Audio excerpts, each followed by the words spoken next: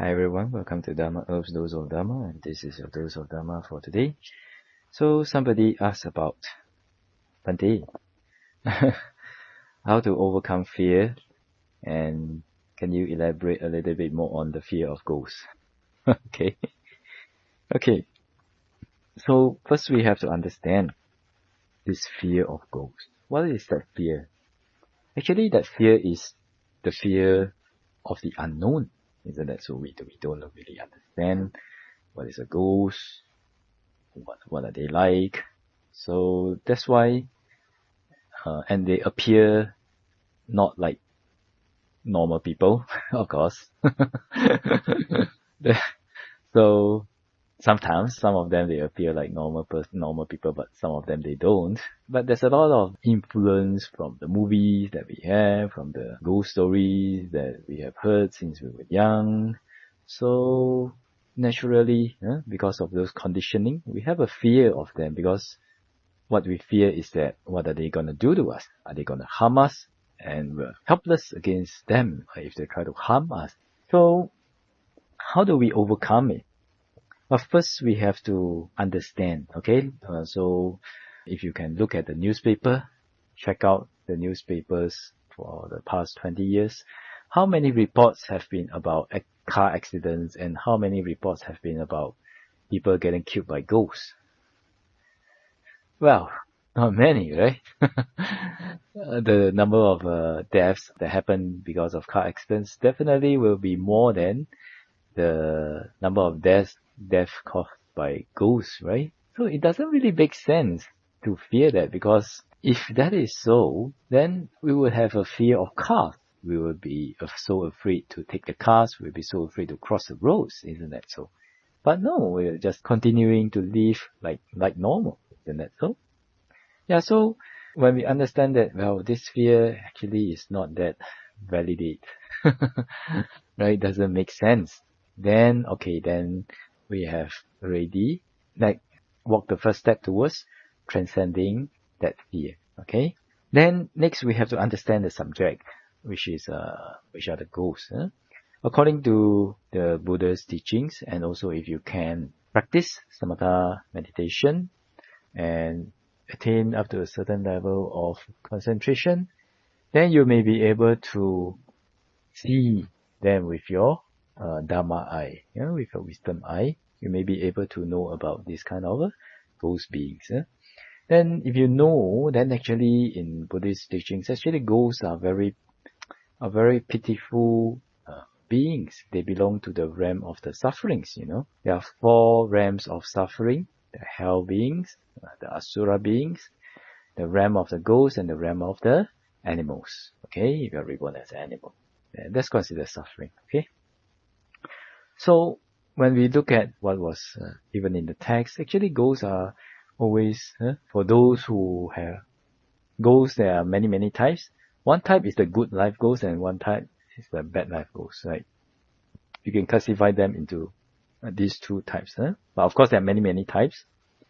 So, but generally, we can classify them into these 2 types. Then the ghosts that have the good life, this one is because maybe past life they are good people. They do always do meritorious deeds, always do wholesome deeds. But at the deathbed, then last death moment, then some unwholesome karma, they all ripens, or they thought of something unwholesome, or they have attachments to maybe their family or something like that. And then because of that, various reasons, then they may be reborn as a ghost, but they enjoy some kind of a pleasure like that. Then for the other type of ghosts, the ghosts who are always suffering, actually really very suffering. If you look at what in the Buddhist text we call the petavatu. Petavatu means the discussions on ghosts. Okay, so the ghosts are actually very suffering. Some people say there was a yogi who discerned the past life, and in the past life he was a ghost.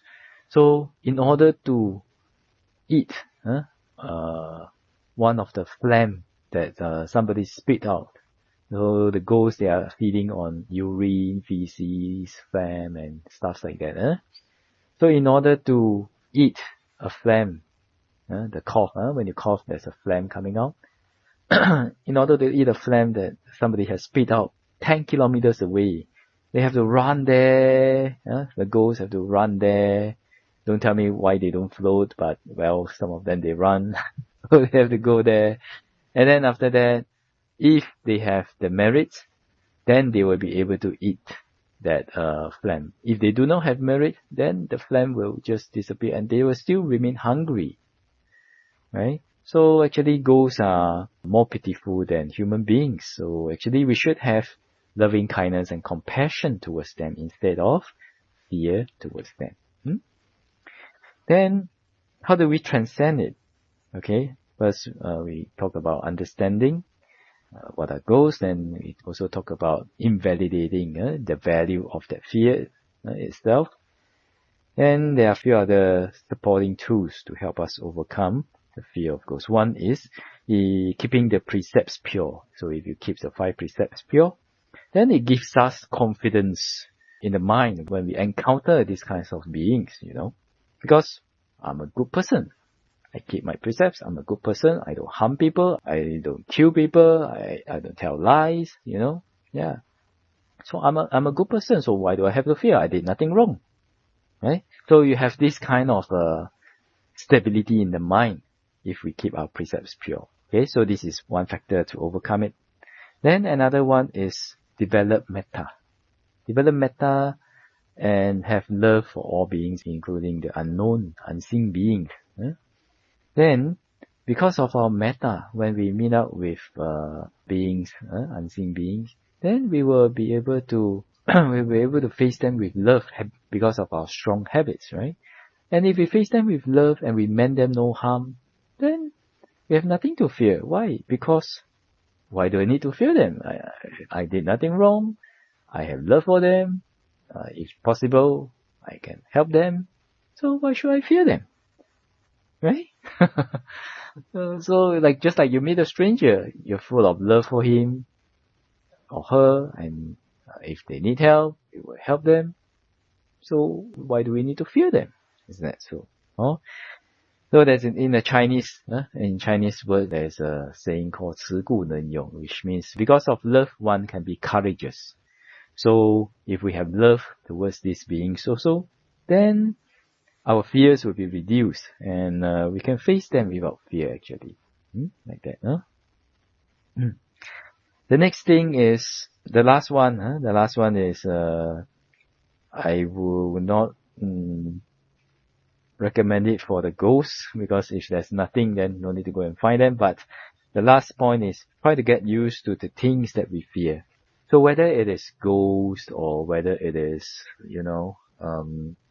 whether it is the fear of public speaking or fear of giving a talk, or maybe the fear of approaching people or things like that. Actually, if we apply the different principles that we talked about previously, then actually we can overcome them. And with the last one, especially if you have a fear of giving public talks, for some people, giving public talks are even more fearful than seeing the ghost itself, right?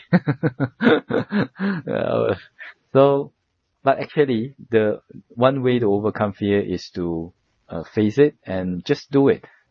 Just do it and get used to it. Why do we fear? Like we said, because of unknown, isn't that so? But if we become so experienced that they become so familiar to us, this kind of whether it's giving a public speech or picking up a phone to call a stranger for your sales, or whether it is fear of your professor or fear of your boss. If we have, you see, how to apply it. First, why do I have to fear? The fear is not helping me with my work, so I don't have to fear. The second one is, my boss, why do I fear them? It's because I don't understand them. So what is my boss or what is my lecturer like? Okay, why does he behave in such a way? How can I benefit myself, and is there any help that they need? Can I improve my relationships with them? Can I get to understand them better?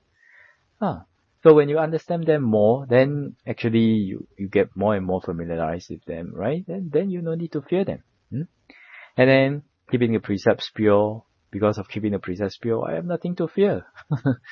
Then if I've done anything wrong, okay, just tell me and I'll change if it is really my wrong.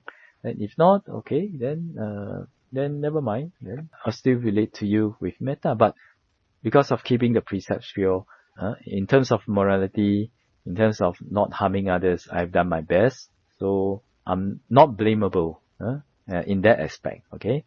Then metta. Oh, my boss, whether it's your boss, 3,000 people coming here to listen to your talk, or or your lecturer, if you have metta and loving kindness towards them, if you treat them like your friends, I was just having a conversation with my friends, so what's wrong? Like that. So with this, we also are able to face them without fear. Then the last one, we try to do it again and again, become so experienced and so familiar with them that we do not fear them anymore. But I would not recommend that for, unseen beings, because unless is you do it through the wholesome way, okay? You develop your concentration until you have a certain level of samadhi, and you can use your samadhi to use your Dhamma eye, Samadhi eye, to try to look at these beings, to try to understand these beings, then I suppose it's okay. But if not, then yeah, I would not recommend it to be like that. If for other ways. So this is a short sharing on how to overcome fear, and especially fear of ghosts. Okay? And actually, when you feel that there's an unseen entity in your house or something like that, or around you, then you can send metta to all the unseen beings, not only one, but all unseen beings, and then share merits with them.